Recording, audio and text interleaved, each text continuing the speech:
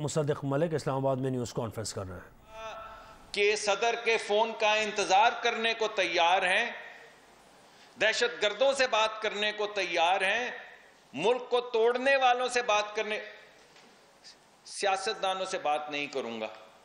क्यों नहीं करूंगा? ये चोर है। या आप जरा मुलाहिजा फरमाइए कॉन्ट्रास्ट, इनसे नहीं करूंगा कि चोर है। तो मैंने सोचा कि आज एक दास्तान चोरी की सामने आई है, वो मैं आपके सामने रख दूं ताकि आप भी इंसाफ कर सकें। आज एक अखबार में अंग्रेजी के जरीदे के अंदर एक खबर छपी है, क्योंकि अंग्रेजी में छपी तो मैंने कहा मैं जरा उर्दू में आपको बता दूं कि उसमें क्या छपा है, ताकि आपको अंदाजा हो जाए किन चोरों से मिलने के लिए तैयार हैं, किन चोरों से मिलने के बात करने के लिए तैयार नहीं है। आपने सुना ना, कितने दिन से सुन रहे हैं आप, money laundering money laundering money laundering. आपको मालूम है क्या होती है? मनी लॉन्ड्रिंग है काले धन को सफेद करने का तरीकाकार। मनी लॉन्ड्रिंग यानी काले धन को, काली दौलत को धो के सफेद करने का जो निजाम है उसको कहते हैं मनी लॉन्ड्रिंग। इसीलिए इसको मनी लॉन्ड्रिंग कहते हैं। काला धन क्या है? काला धन है साहब वो जो पैसा इल्लीगल हो, इल्लीगल पैसा काला धन है, और कोई भी तरीकाकार जो है उसको सफेद करने का वो मनी लॉन्ड्रिंग है और चोरी है। तो आज के अखबार के जरीदे में ये लिखा हुआ था कि पाकिस्तान में वो पैसा जो नाजायज है, जो इल्लीगल है, जो काला है, काला धन है, वो पीटीआई को फराहम किया गया फंडिंग के हवाले से।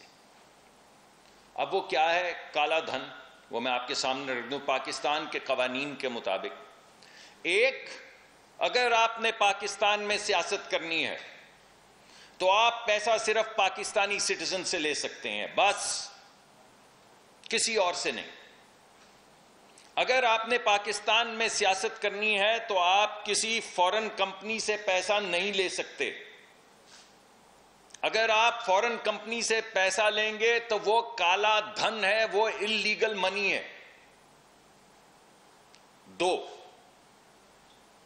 आप किसी गैर मुल्की रियासत से या किसी भी गैर मुल्की रियासत के किसी अहम काबीना के मेंबर से पैसा नहीं ले सकते। अगर लेंगे तो ना सिर्फ वो काला धन होगा, ना सिर्फ वो इल्लीगल होगा, बल्कि आपकी पार्टी को हतमी तौर पे खत्म पाकिस्तानी कवानीन के मुताबिक कर दिया जाएगा, जिसको फॉरेन फंडिंग या फॉरेन एडेड फंडिंग कहते हैं।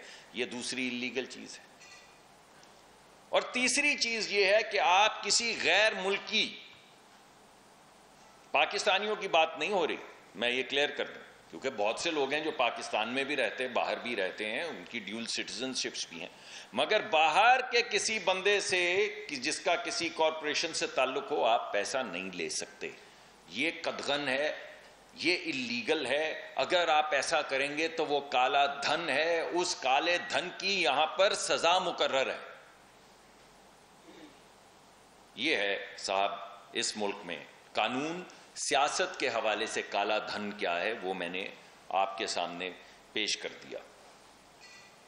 अब हुआ क्या साहब, एक साहब हैं बहुत अमीर, पाकिस्तान के गए हुए, अल्लाह लोगों को अमीर करे और नेक नामी करे उनकी, और हलाल काम से उनकी तरक्की करे। एक यहां पे आपको पता होगा एक साहब थे नकवी साहब, आरिफ नकवी साहब, जिनकी वो एक अबराज कैपिटल थी, वो एक अलहदा कंपनी उन्होंने दुबई में खोली, जिसके कुछ और भी दुनिया में मुख्तलिफ मराकज़ में उनके दफातर थे। आरिफ नकवी साहब की एक कंपनी थी अबराज कैपिटल और अबराज इन्वेस्टमेंट, जो पाकिस्तानी कंपनियां नहीं हैं, फॉरेन कंपनियां हैं, जिसमें पाकिस्तान का पैसा नहीं, फॉरेनर्स का पैसा है। ये फंड मैनेजर थे, ये फंड मैनेजमेंट कंपनी थी। इसमें तमाम मुख्तलिफ ममालिक का पैसा था, यानी वहां के इन्वेस्टर्स का पैसा था जो वो इस्तेमाल कर रहे थे। उसके बाद वो जाल साजी में और काला धन की मुख्तलिफ स्कीमों में पकड़े भी गए, इस वक्त जेल में हैं इंग्लिस्तान में। और ना सिर्फ इंग्लिस्तान में जालसाजी में पकड़े गए, अमेरिका में भी जालसाजी में पकड़े गए। तो झगड़ा ये चल रहा है कि अमेरिका में उनका ट्रायल होगा या लंदन में उनका ट्रायल होगा। अमेरिका वाले कह रहे हैं इन्होंने हमें ज्यादा गारत किया, इन्हें हमारे हवाले किया जाए। लंदन वाले कह रहे हैं पहले हम तो इनसे निपट लें।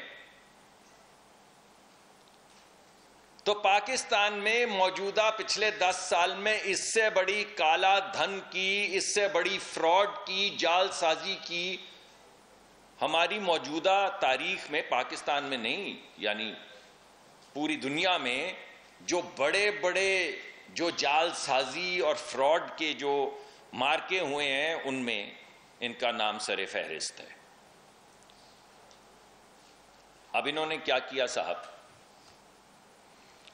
इन्होंने किया ये कि इनके कुछ इंटरेस्ट थे पाकिस्तान में, इस वजह से वो पाकिस्तानी सियासी जमात को और सियासी लीडर को यानी पीटीआई को और इमरान खान साहब को पीटीआई के लिए फंडिंग भेजना चाहते थे। ना सिर्फ खुद बल्कि आलाकार बन के ये तीनों चारों जो मैंने आपको इल्लीगल तरीकाकार बताए हैं, उन तरीकाकार से फंडिंग पीटीआई करने के लिए उनको मुकर्रर किया गया। क्या आप पाकिस्तान में काम करना चाहते हैं? आप आइए। तो उन्होंने क्या किया, उन्होंने ऑक्सफोर्ड शायर में एक लश पश एक जगह के ऊपर एक स्टेडियम बनाया सिर्फ इसी काम के लिए, एक क्लब बनाया। इस अखबारी में आज की खबर में लिखा है कि उन्होंने ऑक्सफोर्ड शायर में एक क्रिकेट क्लब बनाया, उसका नाम रखा वूटन क्रिकेट क्लब, और अखबार में लिखा है जिसका मकसद था पीना पिलाना और क्रिकेट खेलना।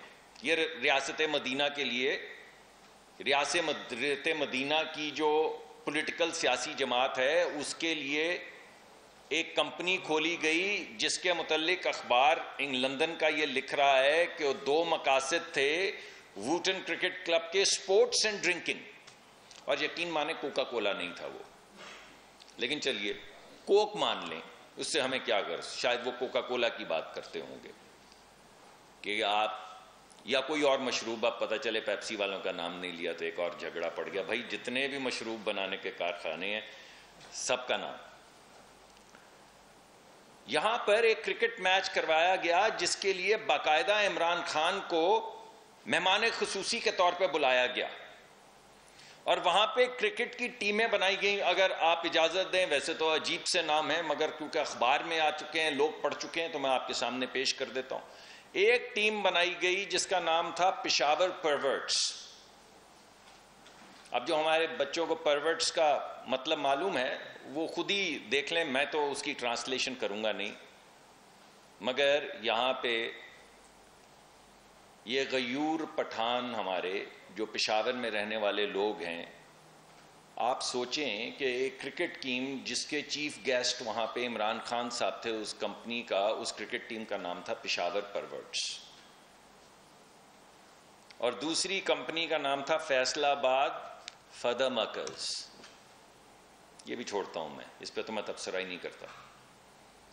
यानी पाकिस्तान के अवाम, पाकिस्तान के शहरों में बसने वाले लोगों की तज़हीक का जो भी तरीकाकार उन गोरों के सामने, अंग्रेजों के सामने अपनाया जा सकता था ताकि वो ठट्ठा लगाएं, ताकि वो वहां पे हंसे, ये नाम सुन सुन के वो नाम रखे गए उन क्रिकेट टीमों के। ये फंड रेजर था और उनको बताया ये गया जो वहां पे लोग आ रहे थे कि जब आप यहां पर आएंगे तो फिलैंथ्रोपी के लिए, यानी अल्लाह की राह में जो काम होते हैं, जैसा कि उसमें एक अच्छा काम शौकत खानम का भी है, हमें उसका करना चाहिए, एतराफ करना चाहिए, एक अच्छा काम उन्होंने किया है और बड़ा अच्छा इदारा है। और इस तरह और बहुत से इदारे हैं जो पाकिस्तान में इस तरह के काम करते हैं, फिलैंथ्रोपी का काम, यानी अल्लाह की राह में काम करते हैं, अस्पताल खोलते हैं, स्कूल खोलते हैं, वगैरह वगैरह।